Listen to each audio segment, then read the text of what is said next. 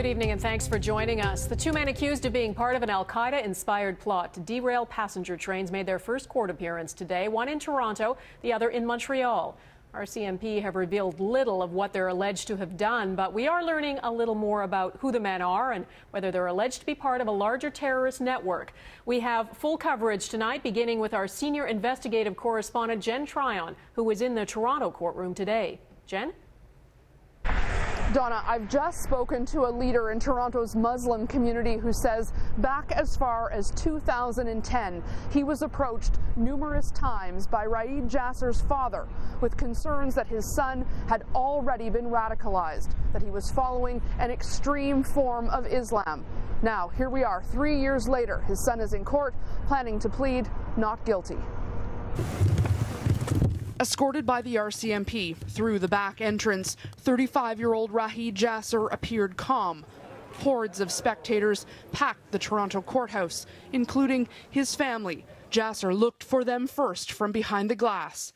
His mother waved to him, his brother nodded, his father swaying in his seat. The charges were read, 3 counts of terror and conspiracy. He intends to defend himself vigorously against these charges. He's in a state of shock and disbelief. He's anxious to see the evidence that the Crown says that it has against him, and we will move forward in that way. It's alleged that he and another man, 30-year-old Shihab Essagayer, arraigned today in Montreal, were planning an attack on a Via Rail train. The RCMP said they had evidence they'd been monitoring rail lines and passenger trains.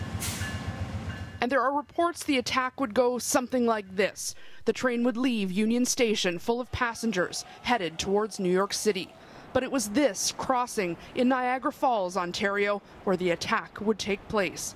The police chief there says he's known about the possibility that bridge was being targeted for 6 to 8 months. Absolutely. I mean, it's an incredibly safe community. That said, they would have told you the same thing in Boston a week ago. And we can't control everything. We do our very best to. Unfortunately, we have to be able to react when the bad stuff does happen as well. Sources in the Muslim community said many of Jasser's Toronto friends were radical thinkers and against the West, but no one thought capable of carrying out an attack. Again, it's all based on allegations, right?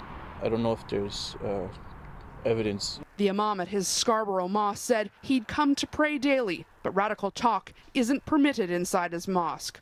In terms of him trying to, talk to people or anything of that sort, it's not allowed, and it's not happening. Despite sources saying his father had known his son was already radicalized, he was there supporting his son in court today. So do you think your son is innocent or no? I don't say anything. Let the police find out. Of course I'm supporting my son. Of course, that's right. He's my son.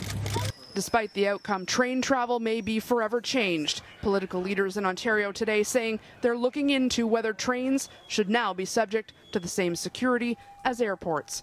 Jennifer Tryon, Global News, Toronto. The Montreal terrorist suspect has been through a bit of a whirlwind 24 hours. Shihab Essagayer was driven into the Montreal courthouse this morning from the airport. Police flew him to Toronto yesterday, but hit a jurisdictional issue and flew him back this morning. Appearing in court, the 30-year-old foreign student made a short declaration. This is a court recording. Essagayer says everything so far is based on appearances and that it's too early to make conclusions. At that point, he was cut off by the judge. He did not have a lawyer, although one was offered. He did not wish to be represented for this hearing by defense counsel. Essagayer's next hearing will come soon. He was whisked back to Toronto this afternoon and is expected to be in court tomorrow morning. Now, Essagayer was arrested yesterday at about 12:20 in the afternoon in downtown Montreal. He was at this McDonald's at the train station. It's not clear whether he had a trip planned. The arrest may have been a last-minute decision. He was under surveillance for more than a year, but was arrested without a warrant. Essagayer has spent the last 2 years at this research institute just outside Montreal. The institute says he was a normal student except for one incident 2 years ago. He was spoken to after he took exception to a charity poster featuring nudity. He took away the poster. Pulled it down? Yeah, pulled it down because I guess he was wondering what a nude person was doing on a poster.